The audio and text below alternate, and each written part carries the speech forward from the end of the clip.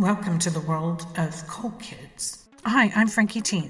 As a writer and survivor of SA and CSA, I'm here to report on the story of Cathy O'Brien, one MK Ultra victim. Her 3 books and her documentary will be the topic of Season 3 of Frankie Files Podcast. Find out more at frankiefilespodcast.com.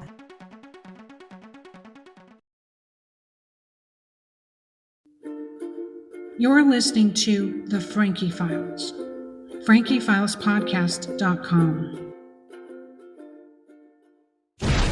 Trigger warning. Some people may find topics discussed in this episode difficult. Please proceed with caution.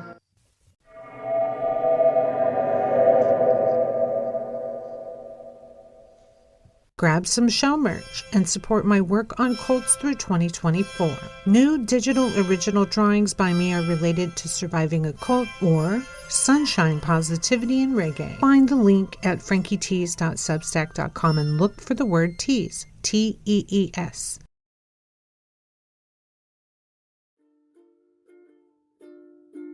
Welcome to episode 88 of Frankie Files Podcast. I'm Frankie TEE.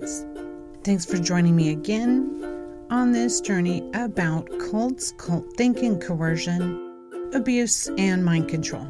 I cover the story of Cathy O'Brien up top for those of you just joining us. Well, for me, the awareness Cathy has of her programming under mind control is more astute than any I've ever heard. The time Cathy O'Brien has spent as an ex-White House operative with CIA whistleblower Mark Phillips makes the tools of the story able to help those of us who've lived through things under varying degrees of a similar nature. If you're a cult survivor, adult child of a cult, you can find bells going off throughout her book. Neither of us went to NASA or the White House like Cathy did, but the type of control used is where I tend to focus during this story. It's so they can abuse and use a person with no regard for their life and no one to have to answer to be cruel, to take risks with the person because they've determined that the life of the slave, like cults do to us, is worthless.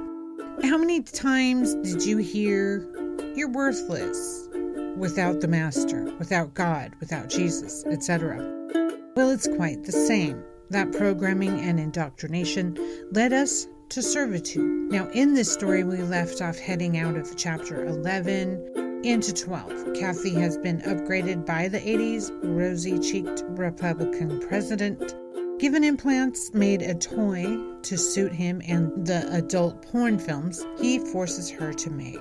He never hurts her, she says in the book. He has other people do it. Yeah, confirming to me, if they think no one is looking, what men will do.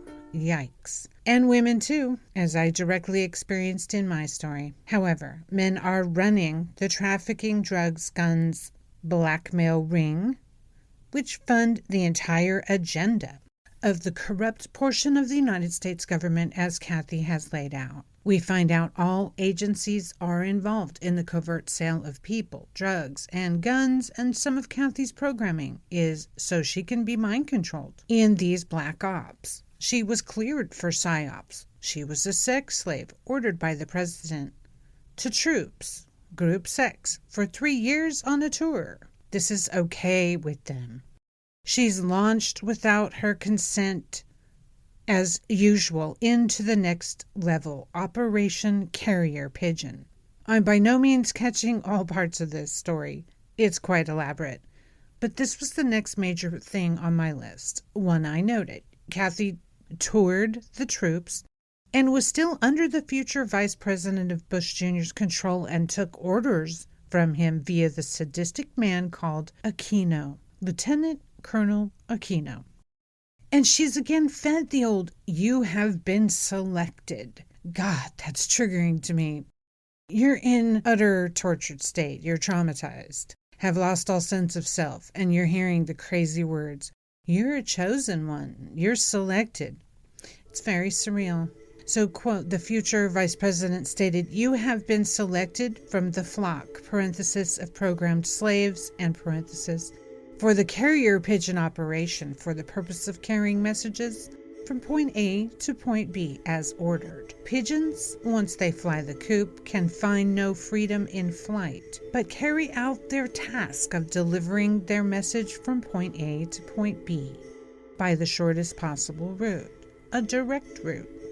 I will direct your route and you will deliver messages as ordered." Cathy describes more in the opening of chapter 12 as the cryptic pigeon language utilized by all participants in the operation was intermixed with Wizard of Oz, Alice in Wonderland, and Genie in the Bottle cryptic programming themes. While pigeon meant messenger, carrier pigeon referred to the United States Air Force aircraft that actually transported the arms and drugs.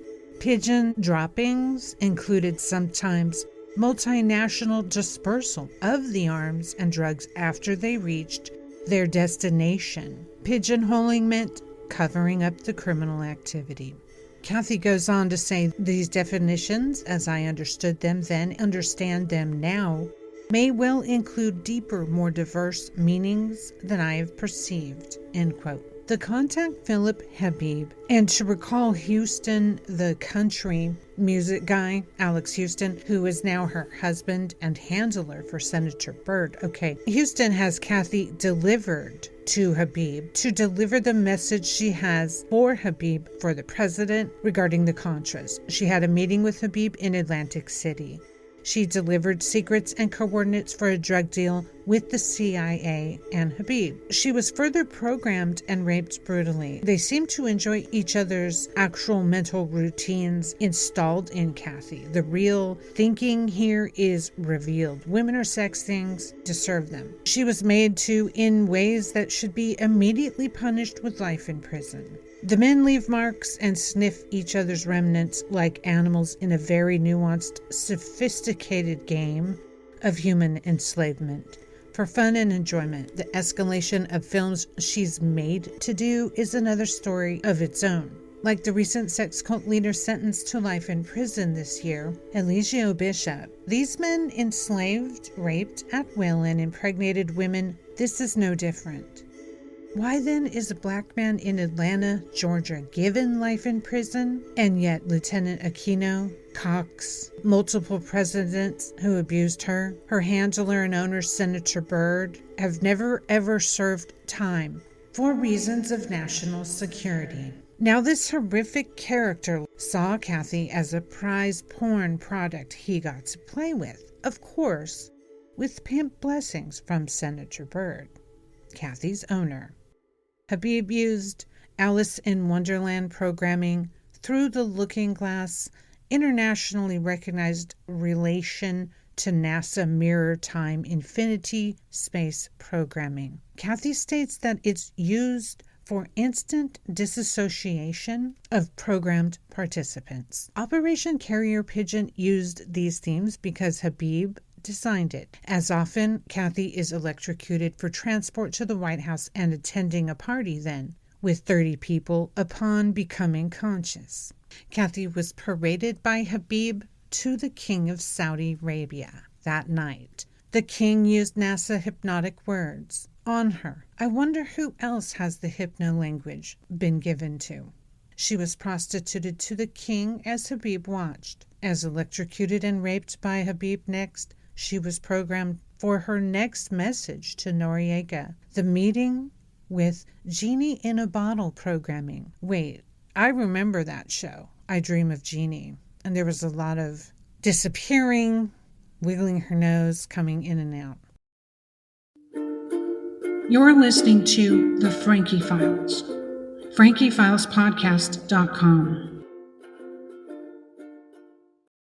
So a note from your host here. So Cathy has discussed in this book that they didn't invent the themes they're using, but that they take them and use them as their own. They co-opt the themes. I think this is a really important point I want to emphasize as we review the book. I mean, Disney may not have started as corrupt, but it was compromised at some point into what it became. and their own movies and films and plots used on children.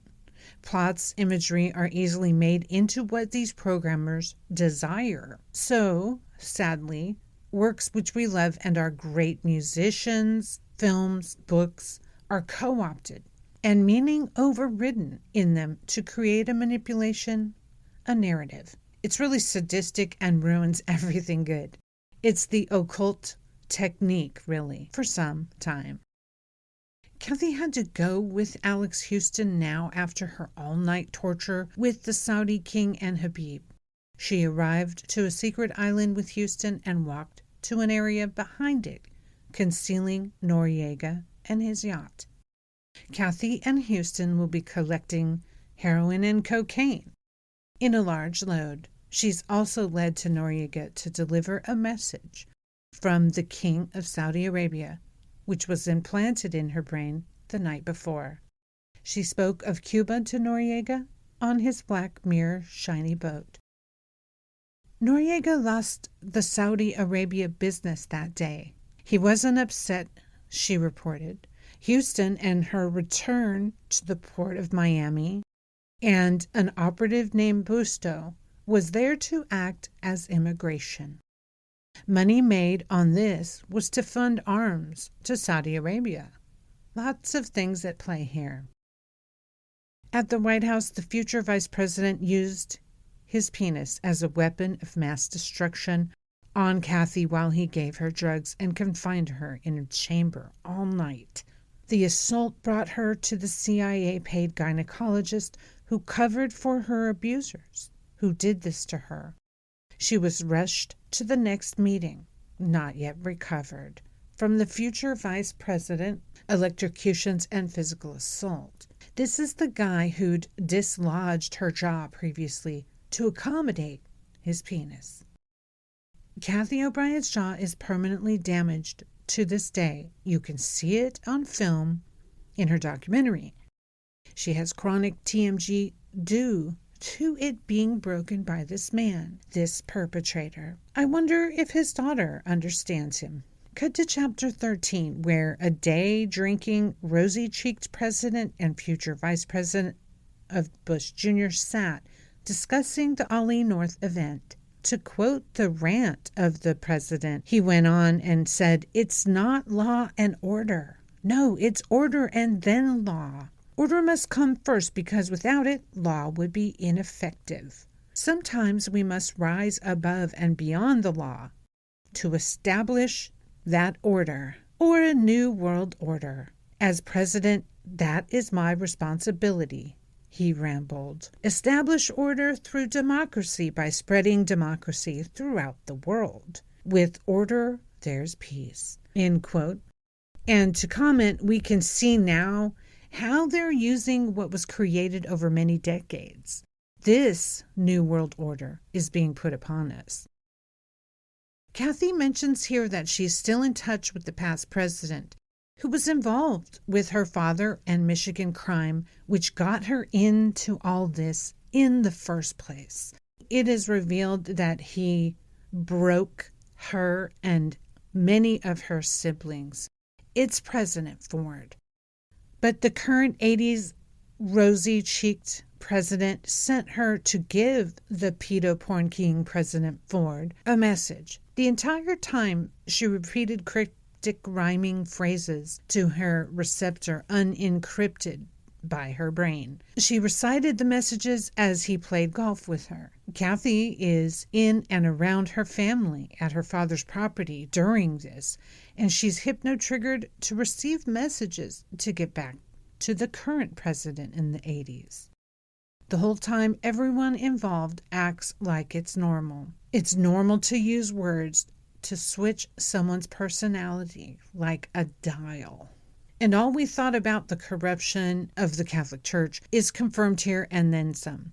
Project Monarch used boys too, and in chapter 13 it's revealed the wayward boys at Boys Town in Omaha, Nebraska were being sexually abused in accordance with Project Monarch. One of the abused people named Alex Houston during the Franklin Cathy delivered a message to Noriega and Ollie North on a ship.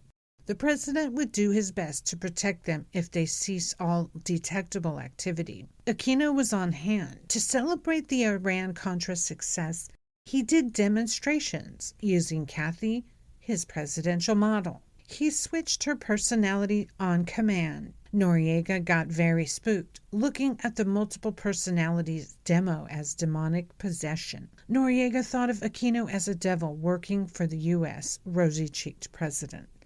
Aquino showed him the Baphomet carved into her chest and continued, freaking him out. After the fear-inducing demonstration being used to scare Noriega to stop drug ties, as ordered by the U.S. president, Cathy returned to check on her little girl. The future vice president of Bush Jr. had threatened her. If she didn't do everything right, he'd cut off her daughter's ear. She looked, and the girl had both.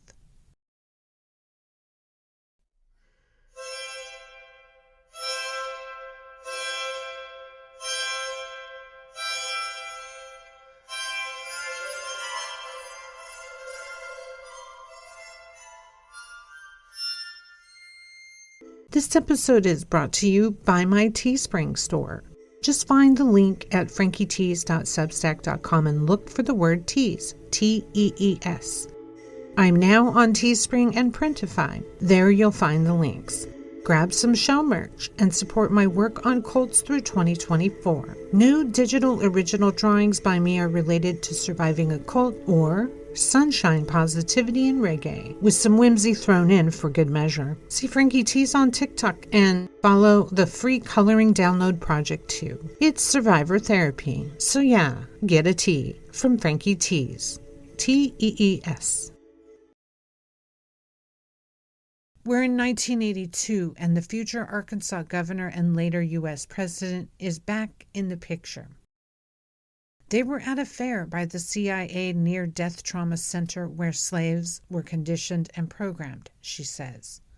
And to clarify, there wasn't a blue or red agenda here. There is, throughout Cathy's story, a New World Order agenda. One, she says, doesn't favor either party and involves both. She names people who were recruited from the Council on Foreign Relations and Yale's Skull and Bones. The Arkansas activities were in league with neighboring Missouri crimes. There were talks of moving CIA cocaine operations nearer to the Lampe area where there was an operation in place already and the location where a most dangerous game was played. You know, where they hunt humans. The future governor of Arkansas and future president of the U.S. told the local guy he should link up with the CIA drug ops, that there will always be a market for drugs controlled by those criminals implementing their New World Order. As she was taken out, Cathy was led to the wife of the future president and governor of Arkansas. She accessed her sex programming after seeing the Baphomet mutilation of her vagina. Not only was she aware of slave programming, she spoke as if Cathy were not even there. The White House now began with Cathy's daughter, Kelly. They had from birth, but it was about to get worse. To name a main abuser, Bush Sr. abused Kelly violently. George Bush Sr. is named in Chapter 15, while the rosy-cheeked president introduced little Kelly to Bush Sr., who dressed like Mr. Rogers from the past TV show for kids, the oversized cardigan sweater, and canvas boat shoes. Trigger warning, please. Get the kids out of earshot and put in the headset if no other choice, and or pause this and pick it up later. This section is not for kids. George Bush Sr. tortured and sodomized the toddler daughter of Cathy O'Brien, who was under 5 years old. Let it be known. Too many of us understand that pedophiles and their disrespect for life are running the United States government and other countries. This is why the laws are what they are. For one, there should be no statute of limitations.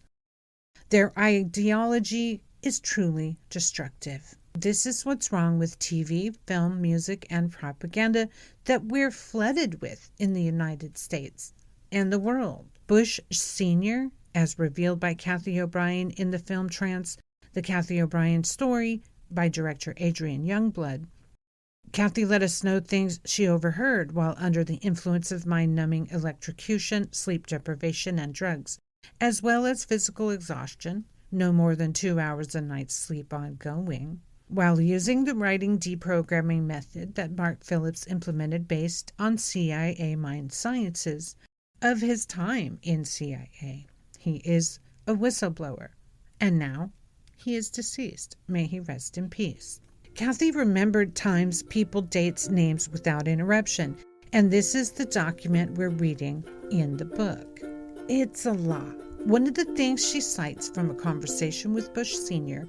is that he believes sexual abuse of young people gives them a sensibility. You really do have to wonder what he did to his own kids. Bush Jr. is someone Cathy had named in the documentary as being someone tortured to become a Manchurian candidate, while his vice president played owner a la MK Ultra. As this took place, the future vice president of Bush Jr. flipped the hourglass to remind Cathy that one false move and little Kelly was dead. And some of the most cultish words I've ever seen strung together came next out of the president's mouth, alongside of threats to her daughter and the rest.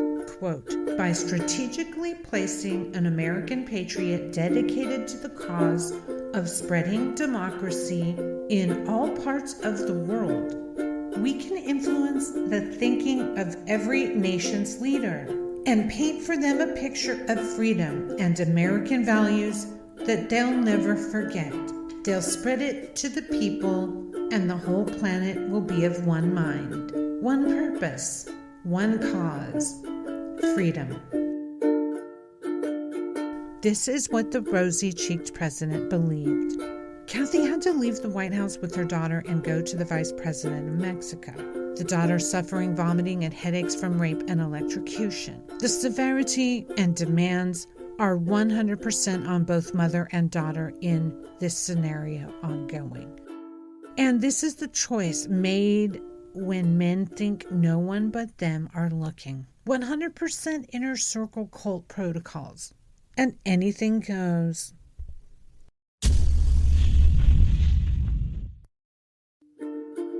You're listening to The Frankie Files.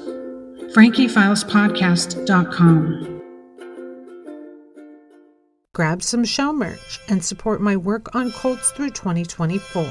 New digital original drawings by me are related to surviving a cult or sunshine, positivity, and reggae. Find the link at frankietees.substack.com and look for the word tees, Tees.